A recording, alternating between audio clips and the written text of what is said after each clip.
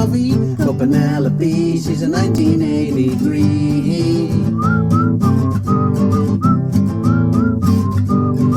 When you know friends from the Netherlands, bad Penelope.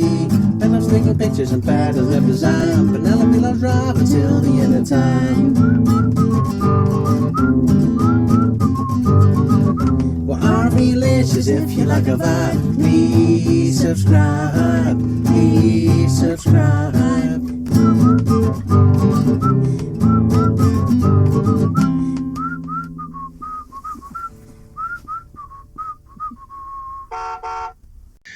We started 2020, the beginning of our 5th year of van life, better than we could have ever imagined. We had reached Portugal, we had a solar panel, and had found work as digital nomads. And with the help from our camper buddies Paul and Jean, we finally fixed up the flaws that had been haunting our Peugeot Boxer camper van.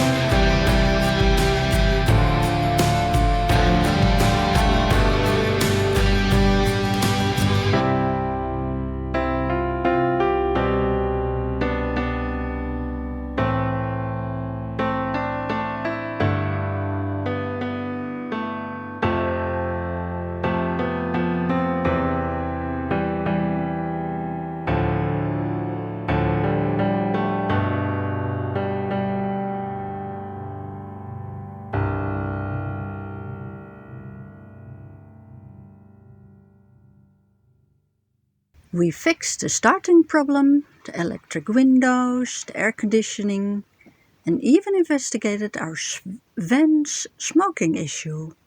When our payday finally arrived, we decided to use a big part of the money we had earned to upgrade our Peugeot Boxer even further. We had a new glow plug control unit installed. We had all the oils and filters changed. And we even gave our Penelope van shiny new shoes. With everything fixed, we were more confident than ever before that our Peugeot Boxer van would last us for many more years to come. Our van was finally ready for our future van life. Our camper van just needed to pass the safety inspection, which was due only later that year in July.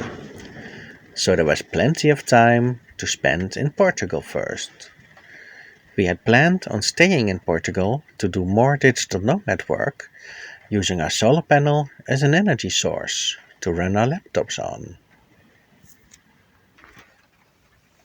We had heard the corona pandemic was going around for a while already from following the international news events, but it felt far, far away on this little secure and secluded camper spot, which was located literally in the middle of nowhere. The only thing we noticed when we drove the van for our weekly grocery supply run to one of the bigger villages or nearest cities was that people had started panic buying. The shopping aisles had less supplies in them than usual, and security guards were letting only a limited amount of people inside the stores at the same time. Nobody needed to wear a mask yet to enter a store. At the same time, the village mayor, who was in charge of the campsite that we were at, had made it known publicly that everyone on the camper spot was allowed to stay as long as they wanted, but we were urged to go in and out for groceries only. And the gate was put in place to prevent new arrivals from entering the camper spot in order to prevent any spreading of the virus. This restriction created friction among the full-time RVers on our campsite, because some of them were not following the social distance rules that we all had been asked to obey, and a small group took it on themselves to smuggle in new arrivals in the middle of the night. So the tension on the spot rose even further. People were pointing at each other and shouting. The pleasantries were over. The 24th of March 2020 was the day everything would change. One moment we were enjoying the Portuguese sun and hanging out with our camper friends Paul and Jean, enjoying tea and biscuits together. When in the afternoon the village mayor visited the camper spot again, this time to make an important announcement. He had come back on his earlier promise that everyone would be allowed to stay if they followed the rules. He now came to tell us that we had 3 days to leave the spot voluntarily before the police would come to clear everyone out. He also said that we all had 3 days to get out of Portugal. After that, the borders would close for an indefinite amount of time. So we had little other choice but to undertake the long journey back to the Netherlands, because we needed to return in time for the safety inspection of our camper van in July. And nobody knew at the time how long the borders would be closed for. After hearing the mayor's news, tensions on the camper spot rose to a maximum. There was a big outburst to the point that we even found a knife on the hood of our camper van in the morning. Was our van sabotaged in the night, right before our departure? We were not happy about leaving Portugal under pressure, because the mayor sent us from a relatively safe haven right into the danger zone. An uncertain journey of 3,000 kilometers was lying ahead of us. And on top of that, we had to drive straight through the heart of the most corona-infected countries in Europe, at the time being Spain and France. However, we were glad that we were starting the return drive with a fully fixed and even upgraded camper van. We were extremely confident that our van was in top shape and easily able to complete the 3,000-kilometer journey. Breaking down was the farthest thing on our minds. March 25th, 2020, the first day of driving, everything seemed in order, and we crossed the border from Portugal back into Spain successfully. We got a special permission slip from the customs agent, which would allow us free passage to drive straight through the country. We were being told, however, to take the shortest route home, using the highways only. March 26th, the second day of driving our camper van, started promising. The weather was good, the highways were nearly empty, so there was hardly any traffic, and we enjoyed driving on the abandoned highways. Here we are driving merrily along, unbeknownst yet to the fact that disaster is about to strike. Breakdowns are always stressful, but breaking down in the middle of a lockdown adds a whole new dimension to a campervan breakdown. Things went sideways from the start. With all garages closed down, our van had to be towed 110 kilometers to a Peugeot dealer in Ciudad Rodrigo, the only car repair shop in the whole wide area that was still allowed to be open for business. To make it worse, the tow truck that took our van was not allowed to take us as well, due to the corona restrictions. A taxi was called for us, but it was only allowed to take us 10 kilometers, not 110 kilometers. After half an hour of talking on the phone with roadside assistance, the taxi driver finally got the clear to take us all the way. It was a nerve-wracking drive of 1.5 hours, and when the taxi driver dropped us off at the Peugeot dealer, our van was there, but the mechanic was nowhere in sight. The shop was closed. After waiting another hour, he finally showed up. From the start, he seemed unwilling to help us. We popped the hood and he looked at our engine for 10 seconds. Okay, let's be fair. It was maybe 20 seconds. He said our water hose had snapped and that had overheated the engine. The hose snapping seemed weird to us, considering we just had our van fixed up properly. Then we remembered the knife we found on the van the day of our departure. So we couldn't rule out sabotage. The mechanic didn't seem to care either way. He told us to call our roadside assistance, jumped in his car and went home, leaving us stranded at the side of his workshop. They told us he had said to them the only fix possible was to replace our entire engine. We have some mechanics watching our vlogs, and they all told us the same thing. Without investigating the engine properly, it was impossible to tell if the whole engine really needed replacing. According to them, the van could possibly still be easily repairable and would start again, if the Peugeot mechanic would just replace the head gasket. A simple and cheap repair, especially compared to a full engine replacement. However, there was a severe lockdown in Spain, and with all campsites closed, all hotels closed, all shops closed, and all the other repair shops in the area closed, we had no other option than to stay in our campervan alongside this Peugeot dealer's car repair shop. We let the mayor's office, Ayuntamiento, know of our situation, and they told us that the best thing we could do was to stay put. They said they would get back to us with a solution soon, but they never did. With the Spanish Peugeot dealer being the only garage that was open in hundreds of miles, we were literally at their mercy. They basically could ask any amount from us, that they wanted, especially because our van's engine wouldn't start anymore.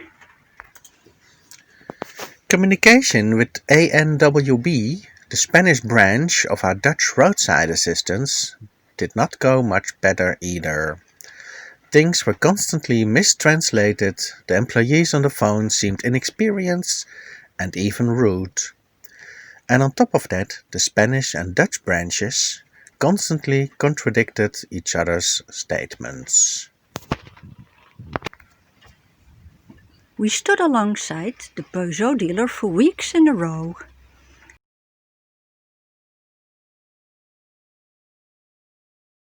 It was springtime and temperatures were already rising fast. In the first weeks, we were not allowed to go outside at all. If you went to the store, you had to wear your mask outside at all times and have identification ready. Police and army took turns in patrolling the area like hawks. They told us to stay inside and would not even allow us to open a door or a window to let some fresh air in.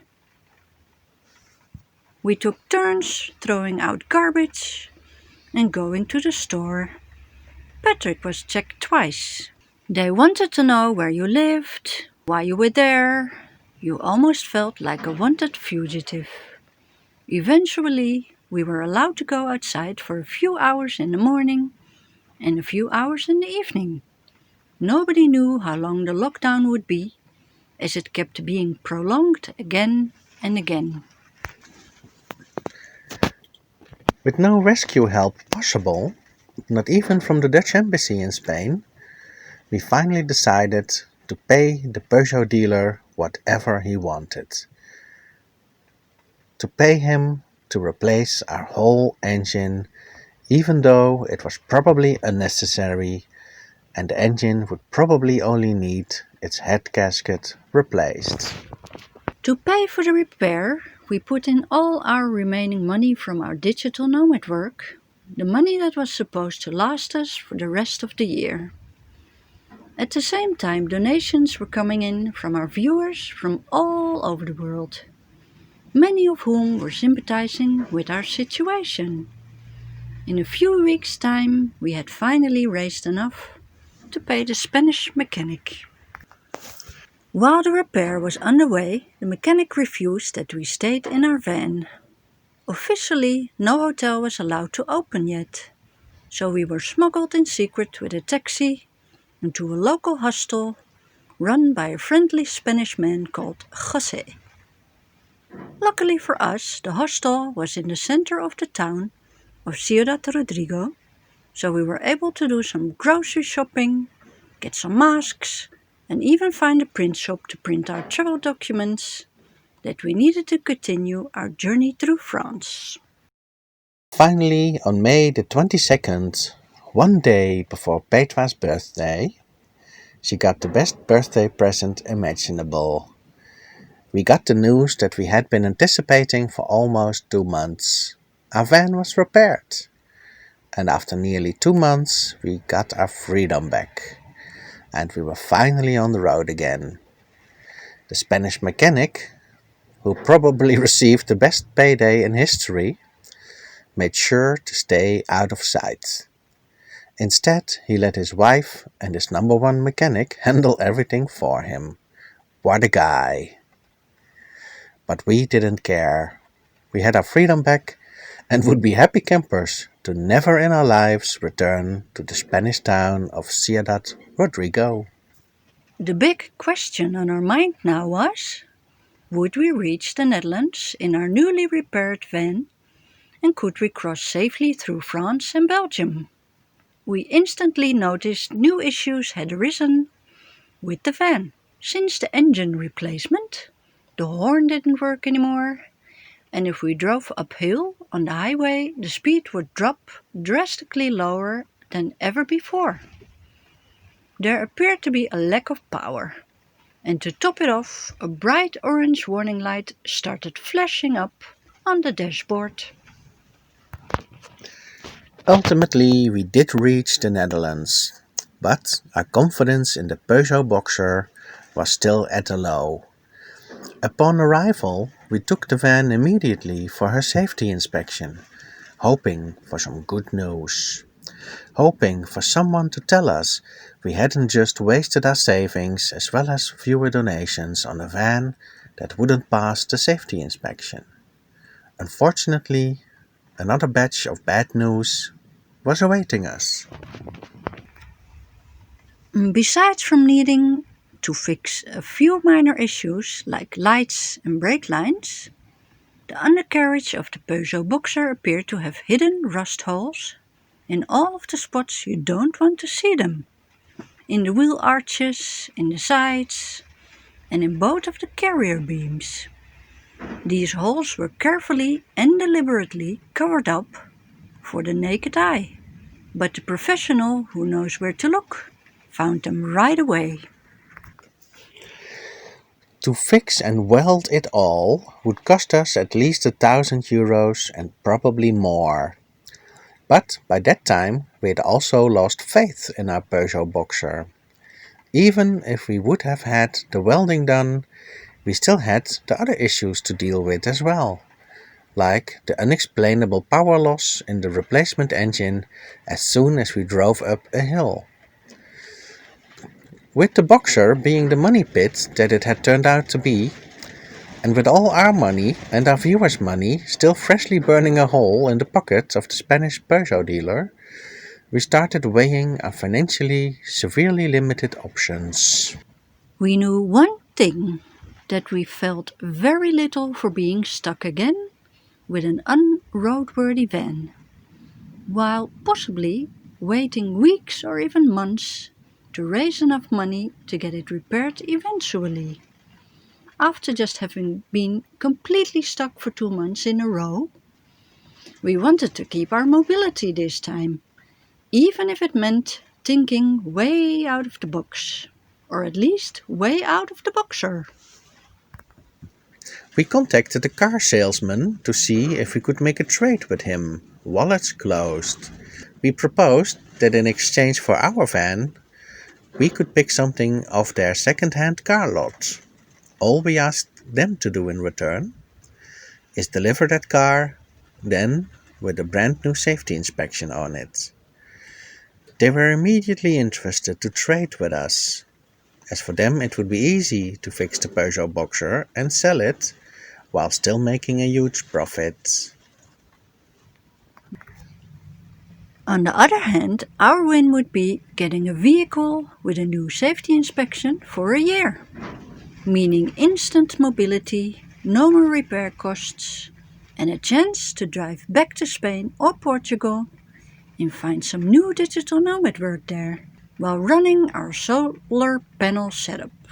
The catch was that to make it an interesting deal that the garage would go along with, we had to downtrade. So we traded for a white 1994 Renault Express wheelchair wagon running on petrol, a mini camper or car camper that had just enough room for us to sleep in while still being able to bring a minimal amount of stuff with us. Little did we know that the garage we had just traded with covered up a major fuel tank leak to get the car through the safety inspection. It should never have been allowed to pass with that much fuel leaking out. The car was leaking petrol severely, and the only reason we hadn't smelled it or noticed it before the trade, and the reason even the safety inspector hadn't noticed it, was that they had drained the fuel tank nearly completely empty beforehand. With no fuel in the tank, there had been no smell or sign of leakage.